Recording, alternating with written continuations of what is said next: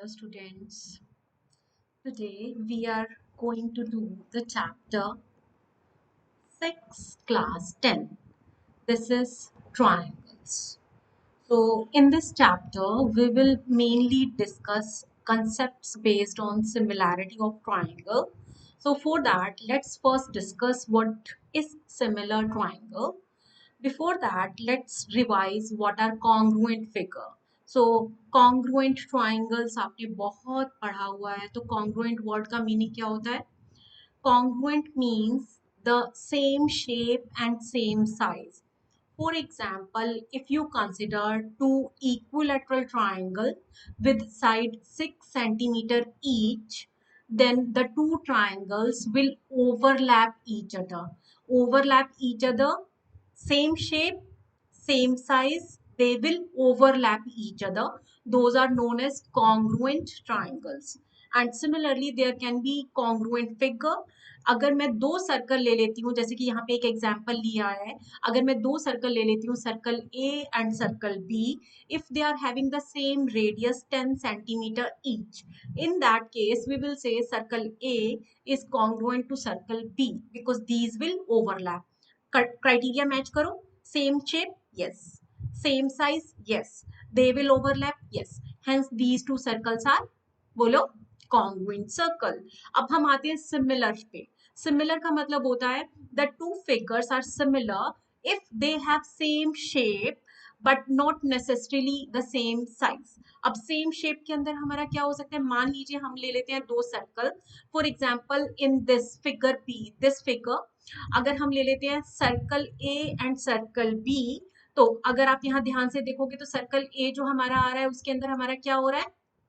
बोलो, रेडियस 10, और circle B radius कितना है हमारा 5. तो दोनों जो सर्कल हैं सेम शेप है, yes, because both are circle. दूसरा क्राइटेरिया मैच करो, सेम साइज है, नहीं. तो these two circles are called similar figure, similar circle. दोनों में डिफरेंस समझ में आ गया? If we talk about the circles, then circles are always the similar figure. अगर दोनों का, दो सर्कल्स की अगर मैं बात करूं, दोनों का रेडियस डिफरेंट हो सकता है. अगर दोनों का रेडियस डिफरेंट है, those are known as similar circle. और अगर दोनों का रेडियस सेम होगा, in that case it will become congruent circle. ठीक है, अब हम आ रहे हैं सेम वही वाले कंसेप्ट पे. अब यहाँ पे मेरे को एक शेप दी हुई है, ठीक है, दीज आर ट्राइंगल. ये मेरी है ट्राइंगल 1 और ये वाली है मेरी ट्राइंगल 2. ट्राइंगल 1 जो हमने यहाँ पे डिस्कस की, इसमें और ट्राइंगल 2 में दोनों की ना कॉरस्पॉन्डिंग साइड सेम है. जैसे साइड 1 जो है साइड 2 के इक्वल है, साइड 1 ऑफ ट्राइंगल 2 के इक्वल है, साइड 2 ट्राइंगल 1 की साइड 2 ट्राइंगल 2 के इक्वल है, एंड सिमिलरली दोनों की थर्ड साइड भी इक्वल है. और यहाँ पे अगर आप एंगल्स को ध्यान से देखोगे, angle 1 is equal to angle 1 of the second triangle, angle 2 are also equal and angle 3 are also equal. In that case क्या बोल सकते हो आप? Triangle 1 is congruent to triangle 2. But अगर मैं बात करूं यहाँ पे triangle P Q R and triangle X Y Z, इन दोनों ट्राइंगल में ये जो आपका साइड एक्स वाई यहाँ पे दिखाई दे रहा है, ये वाला और पी क्यू, ये दोनों साइड देखो डिफरेंट है.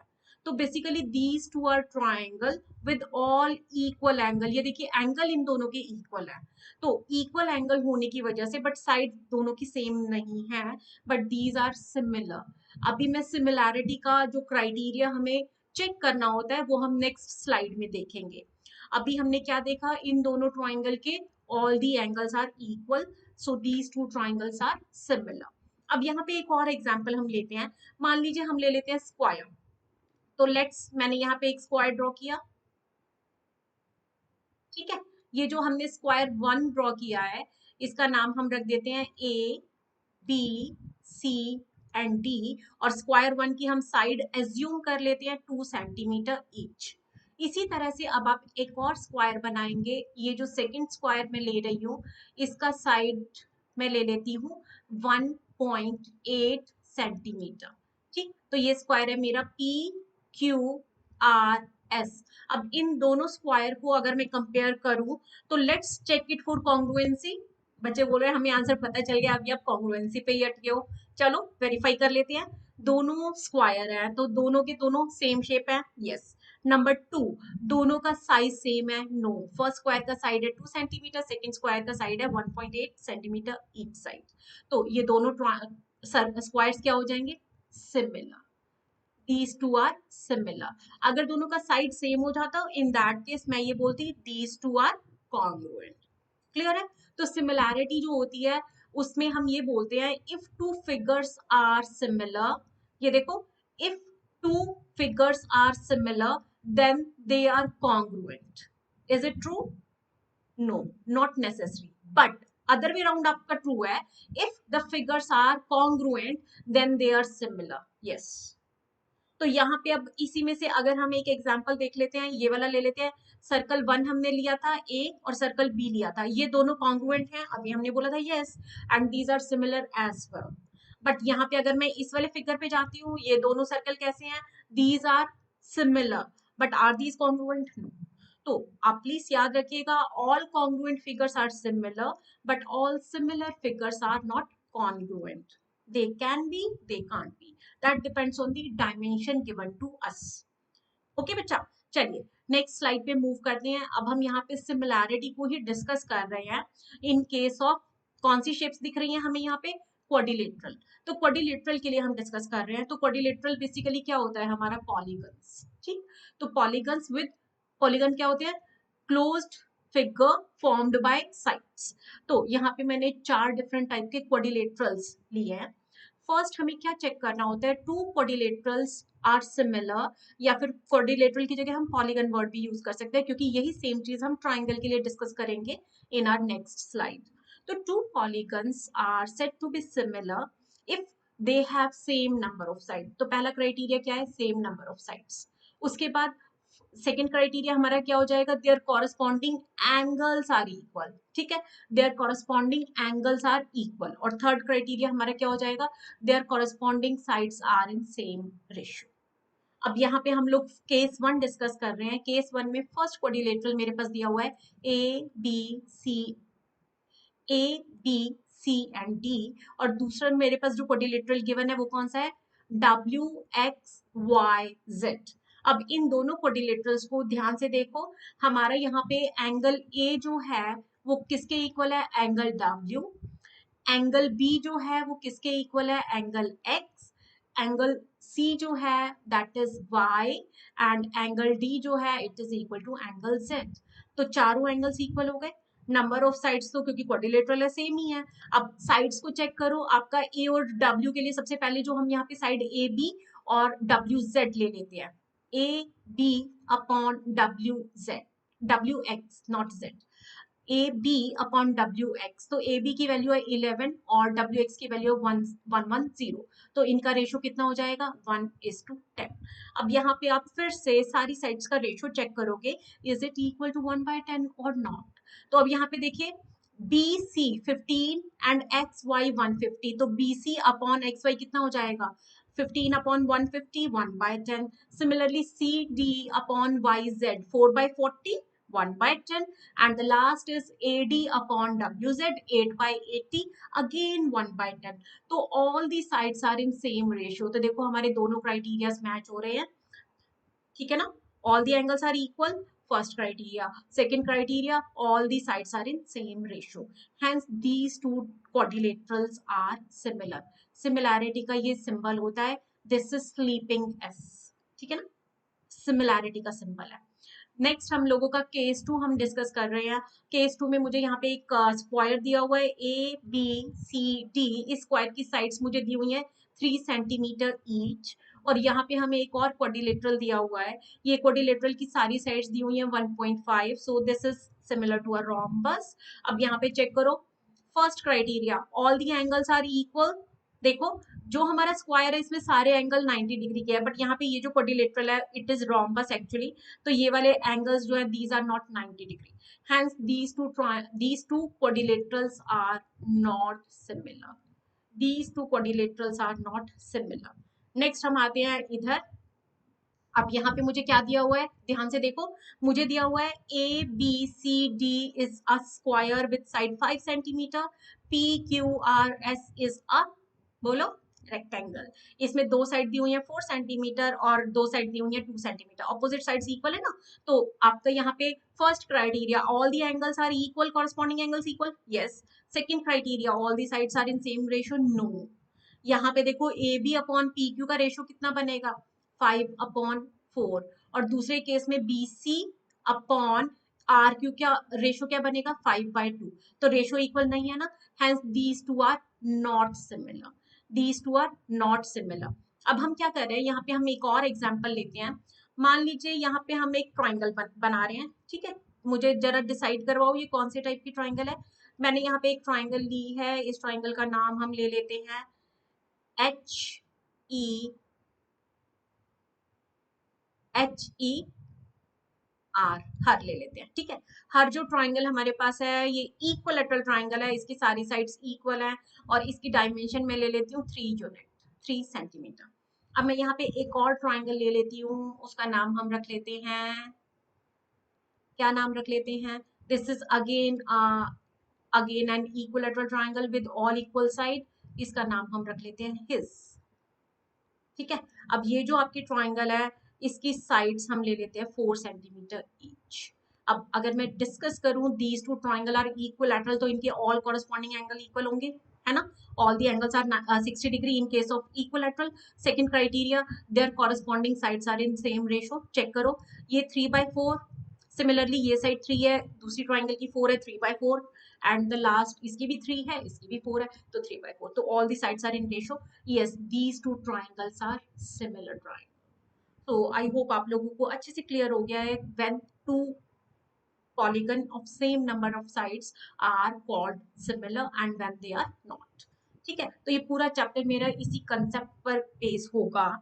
तो नेक्स्ट हम स्लाइड लेते हैं, नेक्स्ट स्लाइड में हमारे पास है सिमिलैरिटी ऑफ ट्राइंगल से ही रिलेटेड क्वेश्चन हम लोग डिस्कस कर रहे हैं कि two triangles are said to be similar. हाँ जी, अब यहाँ पे अगर मैं इसको हाइड भी कर देती हूँ तो बहुत सारे बच्चे मुझे इसका आंसर दे सकते हैं। तो two triangles are said to be similar कब बोलोगे उसको, नंबर 1 बोलो बोलो बोलो, या if all the corresponding angles are equal, उसके बाद second criteria corresponding sides are in ratio.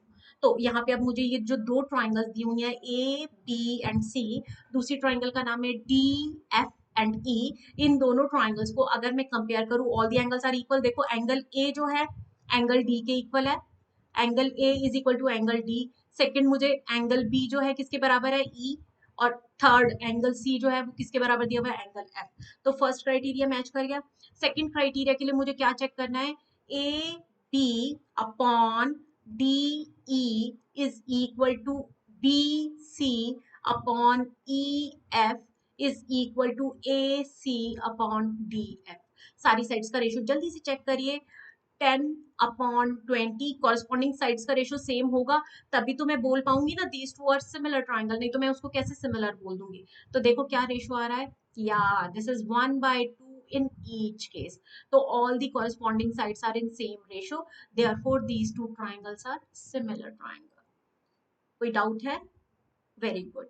सो हमने अभी अभी डिस्कस किया when two triangles are said to be similar and when two triangles are said to be congruent. अब यहाँ पे हम लोग अगर आपसे एक क्वेश्चन पूछते हैं, मान लीजिए मैं आपसे पूछूं can a circle and a square be similar, आधे बच्चों को तो हंसी आ रही है ना, कैसे सिमिलर होंगे, ये दोनों सिमिलर नहीं होते। चलो एक और क्वेश्चन अगर मैं आपसे पूछूं, एक तरफ तो मैं ले लेती हूँ एक इक्विलैटरल ट्राइंगल, इक्विलैटरल ट्राइंगल में मैंने यहाँ पे जो डायमेंशंस लेनी है सजेस्ट करना चाहोगे, ओके। बच्चे बोल रहे कुछ भी ले लो मैम हमें तो कोई फर्क ही नहीं पड़ रहा, तो चलो हम 2 सेंटीमीटर ले लेते हैं, तो 2 centimetre is each side of this equilateral triangle. अब इसके साथ मैं ट्राइंगल ट्राइंगल को डिस्कस करना चाहूंगी, मैं एक और ट्राइंगल ले लेती हूँ, this is my isosceles triangle. Isosceles triangle में मेरी साइड्स हैं 2, 2 एंड 3 सेंटीमीटर, ठीक। तो अब आपको मुझे बताना है triangle P Q R is similar to triangle A B C और नॉट। हाँ जी बोलो, दोनों ट्राइंगल की दो साइड इक्वल हैं बट तीसरी साइड इक्वल नहीं है, प्लस फर्स्ट ट्राइंगल आपकी इक्विलैटरल है, दूसरी आपकी आइसोसेलेस है, तो दोनों साइड्स रेशियो में नहीं है। So these two triangles are not similar, these two triangles are not similar, ठीक, अब यहाँ पे आपसे एक क्वेश्चन पूछ रही हूँ जिसका कि आंसर मुझे आप कमेंट बॉक्स में दोगे। आपको मुझे ऐसी दो शेप्स बतानी है which are similar to each other, okay. और सेकंड क्वेश्चन है आपको दो शेप्स बतानी है which are not similar to each other. हाँ हाँ, मुझे पता है आपको आंसर आता है, देखते हैं ना कितने बच्चे आंसर दे रहे हैं। ओके जी, move on to the next one. Next हमारे पास इस चैप्टर का सबसे की थ्योरम आ रहा है, most of the time it comes in the exam. इस चैप्टर में हमारे पास ओन दी होल 5 थ्योरम्स हैं, जो कि हम सारी थ्योरम्स वन बाय वन करेंगे। तो फर्स्ट थ्योरम है हमारी बेसिक प्रोपोर्शनैलिटी थ्योरम, और जिसको कि थेल्स थ्योरम भी बोला जाता है, क्योंकि साइंटिस्ट थेल ने हमें ये थ्योरम दी थी। Now, according to BPT or basic proportionality theorem, if a line is drawn parallel to one side of a triangle to intersect the other two sides in distinct points, the other two sides are divided in the same ratio. तो क्या बोल रहा है ये, फिर से discuss करें। मैं यहाँ पे आपको फिगर एक बार फिर से बना के दिखाती हूँ, फिर हम इसको रब कर देंगे क्योंकि हम जो फिगर ऑलरेडी अवेलेबल है उस पर काम करेंगे। तो ये एक ट्राइंगल दी हुई है मुझे एबीसी। ये बोल रहा है if a line is drawn, यहाँ पे से हमने एक लाइन ड्रॉ कर दी, which intersects the other two side at a distinct point. तो ये इस वाले और इस वाले पॉइंट पे इस ट्राइंगल को इंटरसेक्ट कर रही है, such that this line is parallel to the third side. अब ये बोल रहा है कि ये वाली जो लाइन है, ये ट्राइंगल की ये जो दो साइड्स बची, इन साइड्स को जिस पॉइंट पर इंटरसेक्ट कर रहे हैं ना, तो this upon this is equal to this upon this. तो फिर से हम एक बार इसी को गिवन और टू प्रूफ लिखते हुए साथ साथ डिस्कस करते हैं। तो हमें क्या दिया हुआ है, we are given with the triangle A B C, और मुझे क्या दिया हुआ है, डी ई जो लाइन है this is parallel to B C. ठीक है, DE is parallel to BC।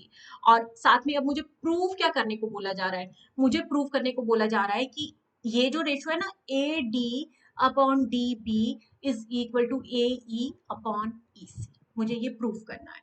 So this is our Thales theorem और BPT और बेसिक प्रोपोर्शनैलिटी थ्योरम। ये तीनों नाम से हमें पेपर में आ सकती है। तो आपको पेपर में स्टेट एंड प्रूफ भी आ सकता है, तो you have to learn the statement as well.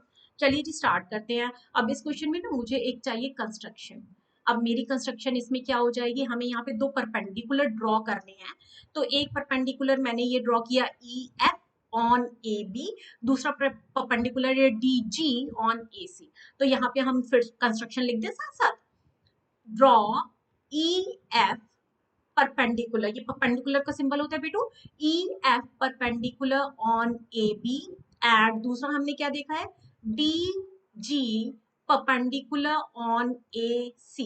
अब यहाँ पे एक चीज आप देख लेना, ये जो DG परपेंडिकुलर है ये मैं AE पर भी बोल सकती हूँ या फिर मैं AC पर भी बोल सकती हूँ, क्योंकि अगर मैं किसी लाइन को एक्सटेंड करती हूँ तो perpendicular from the same vertex will be same.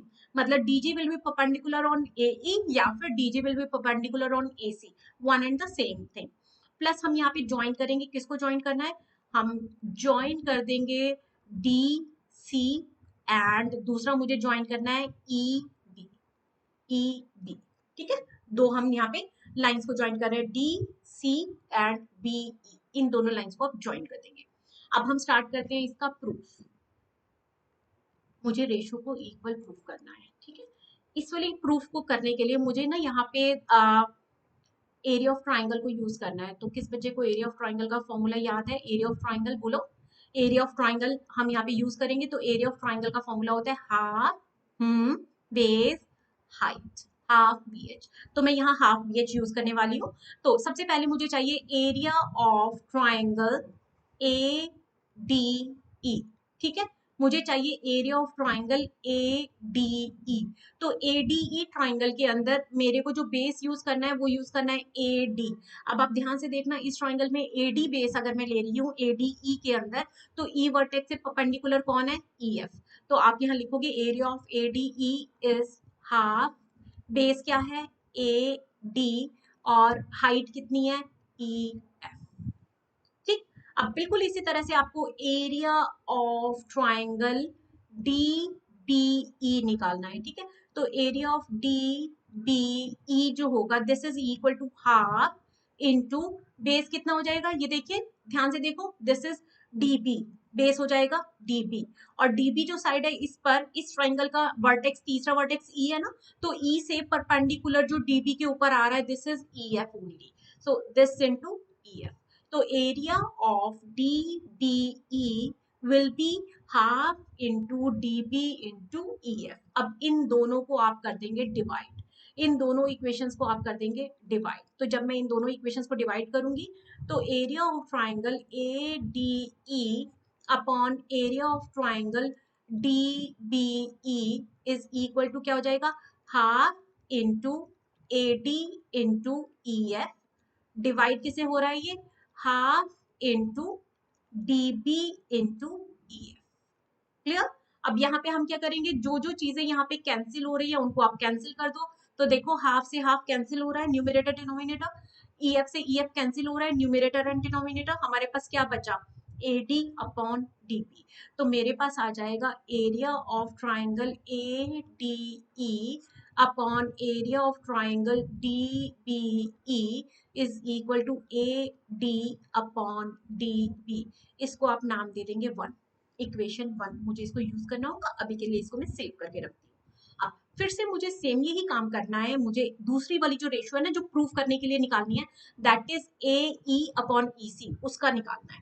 अब उसके लिए हमें क्या करना होगा बताइए. सबसे पहले हम क्या करेंगे, एरिया ऑफ ट्राइंगल ADE निकालेंगे. अभी मैंने निकाला था बट मैं इसको फिर से निकाल रही हूँ क्योंकि इस टाइम पे मैं बेस डिफरेंट यूज करूंगी.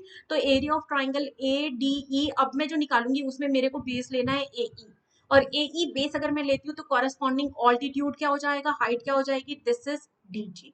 तो हमारे पास आ जाएगा हाफ इंटू, बोलो, बेस AE यूज कर लो, और हाइट कौन सी यूज कर लो, DG. क्योंकि AE अगर बेस होगा तो आपका जो हाइट यूज हो रहा है यहाँ पे वो यूज हो जाएगा DG. हाइट यूज हो जाएगा आपका DG. ठीक है. अब सेकंड हमें क्या करना है, एरिया निकालना है EDC ट्राइंगल का. तो एरिया ऑफ ट्राइंगल DEC, तो एरिया ऑफ ट्राइंगल DEC कितना हो जाएगा, हाफ इंटू बेस मुझे क्या लेना है EC, बेस मुझे लेना है EC. और परपेंडिकुलर डिस्टेंस ध्यान से देखो, EC लाइन जो है वो एक्सटेंड होके AC बन रही है, और आपका D वर्टेक्स से जो परपेंडिकुलर आ रहा है उसका नाम कितना है, DG इंटू DG. अब इन दोनों को हम क्या कर देंगे, डिवाइड, जैसे हमने अभी पहले भी किया था. तो अगर मैं इन दोनों को डिवाइड करती हूँ तो डिवाइड करके मेरे पास क्या बच जाएगा, रेशो. इन दोनों को डिवाइड करते ही मेरे पास क्या बचेगा, रेशो. और फिर मैं कंपेयर करूंगी, तो डिवाइड करिए, area of triangle ADE divided by area of triangle DEC. इन दोनों को डिवाइड करने से देखो हाफ से हाफ कैंसिल होगा, DG से DG कैंसिल होगा. मेरे पास क्या बचेगा, AE अपॉन EC. ये मेरी बन जाएगी सेकेंड इक्वेशन. अब थर्ड इक्वेशन हमारी जो आएगी उसके लिए हमें क्या करना है, थोड़ा सा मैं आपको एक 9th क्लास का टॉपिक रिवाइज करवा रही हूँ. 9th क्लास का टॉपिक यहाँ पे थ्योरम जो था वो यूज हो रहा है. तो अगर आप देखोगे ना, हमने जो फर्स्ट और सेकंड इक्वेशन बनाई है, दोनों इक्वेशंस का LHS की अगर मैं बात करूं, area of ADE upon area of DBE. Right side पे दूसरी इक्वेशन जो है उसी के लेफ्ट साइड पे area of ADE upon area of DEC. तो दोनों का ना न्यूमिरेटर सेम है LHS में. अब डिनोमिनेटर में जो ट्राइंगल है उनको ले लीजिए. एरिया ऑफ ट्राइंगल DBE जो है, this is equal to area of triangle DEC. क्यों, कैसे बोल सकती हूँ मैं, DBE और DCE इन दोनों ट्राइंगल का एरिया में सेम कैसे बोल सकती हूँ, because these two triangles are, area of these two triangles are equal. Reason क्या होगा इसका, these triangles lie on same base. These triangles lie on same base. Same base क्या है, यहाँ पे देखो हमारा DE. अगर आप चाहो तो यहाँ पे मेंशन कर सकते हो, अदरवाइज जरूरत नहीं है. And between the same parallel, between the same parallel. अब सेम पैरेलल लाइंस कौन सी हैं जिनके बीच में ये दोनों ट्राइंगल लाई करते हैं, DE एंड BC. हमें यहाँ पे देखो, ये हमारा गिवन में था ना कि DE is parallel to BC. तो these two triangles lie on the same base and between the same parallel, hence their areas are equal. इसको बोल दीजिए आप इक्वेशन 3. अब इक्वेशन 1, इक्वेशन 2 एंड इक्वेशन 3 को इक्वेट कर दो. तो आप लिखेंगे फ्रॉम इक्वेशन 1, 2 एंड 3. इन तीनों इक्वेशंस को कंपेयर करते ही मैं क्या लिख सकती हूँ, दोनों का LHS क्योंकि इक्वल हो चुका है इसलिए दोनों का RHS इक्वल हो जाएगा. AD upon DB is equal to AE upon EC. तो ये दोनों आपके क्या हो गए, इक्वल। यही हमें प्रूव करना था, हैंस प्रूव्ड, हैंस प्रूव्ड। अब ध्यान से मुझे बताओ क्या हुआ। बेसिकली हमें एक ट्राइंगल दी हुई थी, उस ट्राइंगल में हमें एक पैरेलल लाइन दी हुई थी टू द बेस, तो हमने ये प्रूव करना था that line divides the other two sides in the same ratio. तो हमने इसको प्रूव कर दिया कि parallel line divides the other two side of the triangle in the same ratio. Got it? So this is most important theorem which comes in the exam. बहुत ध्यान से करना। अभी ये थ्योरम पे बेस्ड मैं प्रैक्टिकल क्वेश्चंस ले रही हूँ, उससे आपकी इस थ्योरम पे ग्रिप और स्ट्रॉन्ग हो जाएगी। ठीक है जी, move on. Okay, so in the next slide we are having corollary of BPT. तो कोरोलरी ऑफ बीपीटी करने से पहले मैं क्या करती हूँ, आपको ना दो क्वेश्चंस करवा देती हूँ जो कि थ्योरम, थेल्स थ्योरम बीपीटी पर बेस्ड है। फॉर एग्जाम्पल अब मैं ये फर्स्ट क्वेश्चन आपका ले रही हूँ। इस फर्स्ट क्वेश्चन में हमें यहाँ पे एक ट्राइंगल दी हुई है, इस वाली ट्राइंगल का नाम हम ले लेते हैं ए बी सी, और इस ट्राइंगल में हमारी जो साइड्स हैं, पैरेलल साइड है D E is parallel to B C. तो हमें यहाँ पे क्या है, मैं यहाँ पे थोड़ा सा डिफरेंट कलर यूज कर लेती हूँ ताकि आपको पता चल जाए। तो ट्राइंगल ए बी सी, इस ट्राइंगल के अंदर D E is parallel to B C. Click किया, हाँ जी। अगर किसी ट्राइंगल में एक लाइन पैरेलल होती है one side of triangle that divides the other two sides in same ratio, तो क्या बन गया, बीपीटी। तो फ्रॉम बीपीटी हम क्या बोल सकते हैं, A D upon B D is equal to A E upon E C. अब यहाँ पे क्या हो जाएगा मेरे पास, 6 upon X is equal to 8 upon 5। मुझे क्या चाहिए, unknown side, this side x। तो आ गया answer, x is equal to, ये दोनों यहाँ पे मल्टीप्लाई होंगे, ये इधर जाएगा, इसको बोलते हैं cross multiply, two 6 into 5 divided by 8। अब यहाँ पे 6 और 8 आपस में कैंसिल हो रहे हैं ना 2 से, तो 2 3 जा 6, 2 4 जा 8, सो दिस इज 3 5 जा 15 अपॉन 4। तो मेरा आंसर आ जाएगा 15 अपॉन 4 यूनिट्स। साइड है ना, मुझे यहाँ पे कोई ऐसा यूनिट तो दिया नहीं हुआ, तो I will just right unit.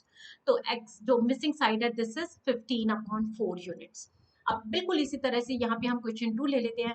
Question 2 में हमें AE 1.8, EC 5.4, BD 7.2 और AD फाइंड करने के लिए बोल रहा है।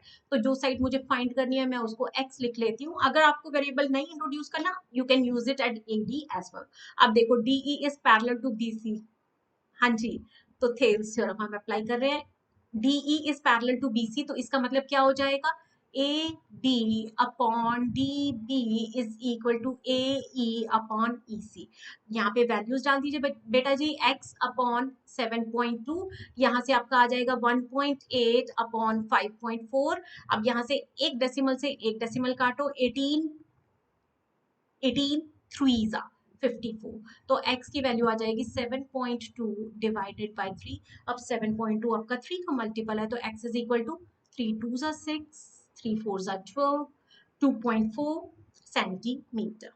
ठीक, नेक्स्ट लास्ट क्वेश्चन जो है, इस वाले क्वेश्चन में आपको सारी साइड्स के अंदर x दिया हुआ है, तो बाकी क्वेश्चन से थोड़ा सा डिफरेंट क्वेश्चन है। अब यहाँ पे हमें दिया क्या हुआ है, DE is parallel to AB, ठीक है ना, DE is parallel to AB। अब मुझे इस क्वेश्चन में क्या, x का वैल्यू निकालना है। क्या करना है, x का वैल्यू निकालना है। तो अब बिकॉज देखो दो साइड्स, ये साइड पैरेलल है ना DE, तो ये बाकी दोनों साइड्स को सेम रेशो में डिवाइड करेगी। तो EC upon EB is equal to DC upon AD।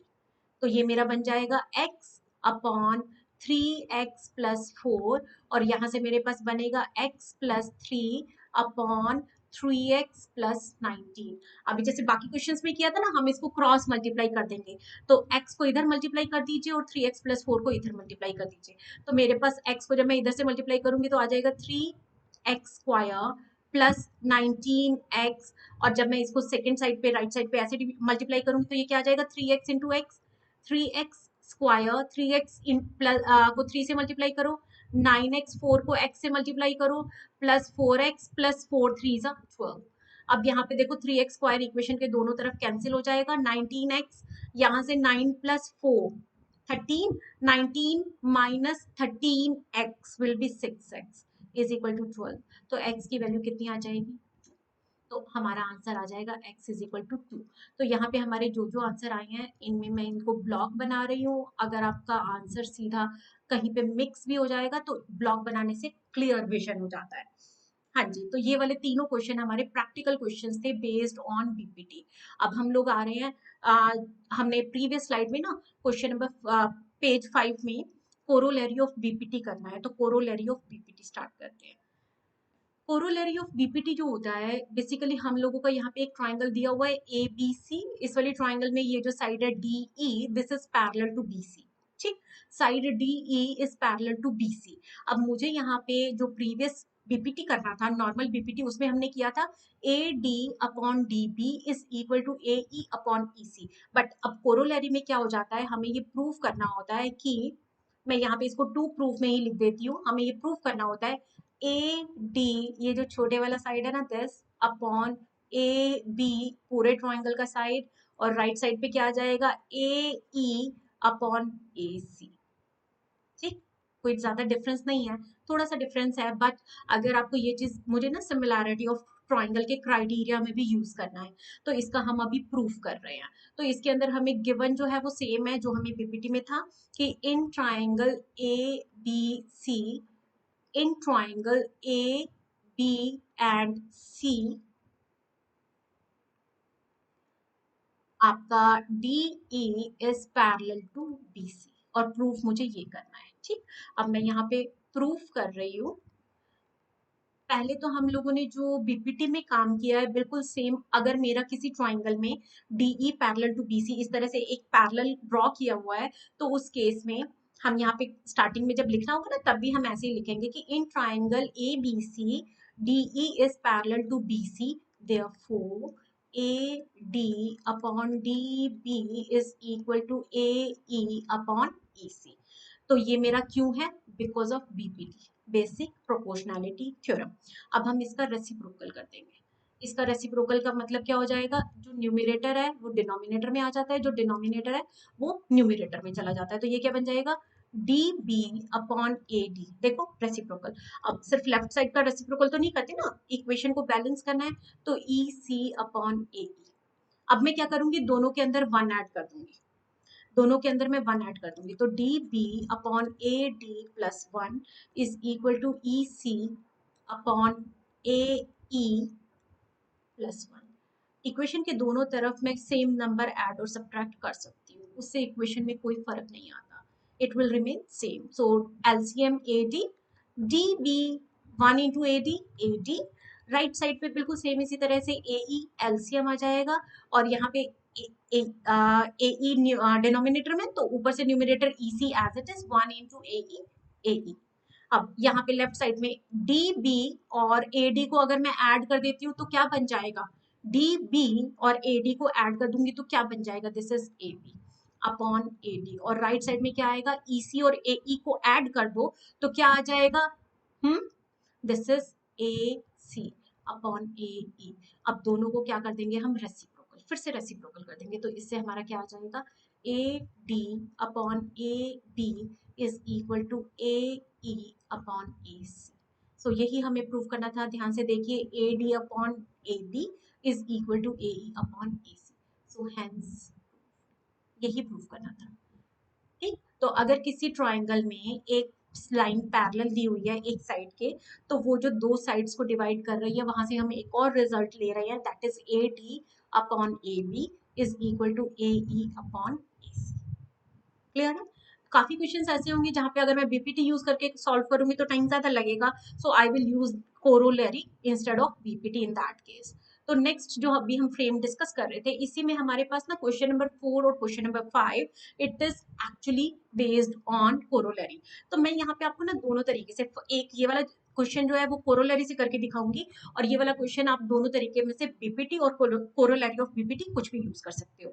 तो क्वेश्चन 4 अगर मैं देखूं तो मुझे यहाँ दिया हुआ है A B is parallel to E W. ठीक है, A B is parallel to E W. अब आपको याद है ना, किसी ट्राइंगल में if a side is drawn parallel to one side of a triangle then it divides the other two sides in the same ratio. But from corollary we can say A D upon whole side ले लो ये वाली D E, this is equal to दूसरी तरफ से क्या लेंगे D B upon D W. मुझे यहाँ पे क्या निकालना है, ये साइड डीबी साइड निकालनी है, ठीक है। तो अब मेरे को यहाँ पे सारी वैल्यूज दी हुई हैं, तो मैं कोरोलरी यूज करना प्रेफर करूंगी, उससे मेरा आंसर जल्दी आएगा। तो दिस इज 4/12, राइट साइड पे मेरे पास क्या आ जाएगा, डीबी को एज इट इज लिख दो और अपॉन 24। तो यहाँ पे से 12 दोनों का डिनोमिनेटर आपस में कट कर देगा, 12 2 ज़ा 24 और ये 2 यहाँ की क्रॉस मल्टीप्लाई कर देगा, तो 4 2 ज़ा 8। तो D B is equal to 8 centimetre, DB is equal to 8 centimetre. तो वही मुझे निकालना था। नेक्स्ट हम ले रहे हैं क्वेश्चन नंबर 5। क्वेश्चन नंबर 5 में मुझे यहाँ पे ना ये टोटल साइड, मान लीजिए इस ट्राइंगल का नाम हम रख देते हैं PQR, और ये जो साइड मुझे यहाँ बीच में ये पैरेलल दी हुई है इसको हम बोल देते हैं AB। अब AB is parallel to QR मुझे गिवन है, ठीक। AB is parallel to QR मुझे गिवन है। अब मुझे करना क्या है, मुझे यहाँ पे ये XPA निकालना है। अब ये देखो पूरी साइड पी आर अगर 8 है, पीबी 5 है, तो बी आर कितनी हो जाएगी 8 minus 5, this is 3 centimetre. 8 minus 5 3 centimetre. अगर आप चाहो तो आप कोरोलरी यूज कर लो, अगर आप चाहो तो बीपीटी यूज कर लो। तो यहाँ पे देखो ट्राइंगल पी क्यू आर, यहाँ पे हम लोग क्या करते हैं ट्राइंगल, एक सेकेंड मुझे ट्राइंगल का नाम फिर से लिखना पड़ेगा, लिखिए। In triangle PQR, AB is parallel to किसके पैरेलल है, QR। अगर AB QR के पैरेलल है तो मैं क्या लिखूंगी, X upon 2 is equal to 5/3। Answer तो आ ही गया ना। Simply cross multiply and you will get X, 5 2 is 10 divided by 3 unit. So this is the answer. तो अभी हम लोगों ने इस वाली शीट में क्या किया, we have find the unknown side by using BPT और कोरोलरी ऑफ बीपीटी। तो दोनों में से आप कुछ भी यूज कर सकते हो, डिपेंड करता है आपको कौन सा इजी लग रहा है।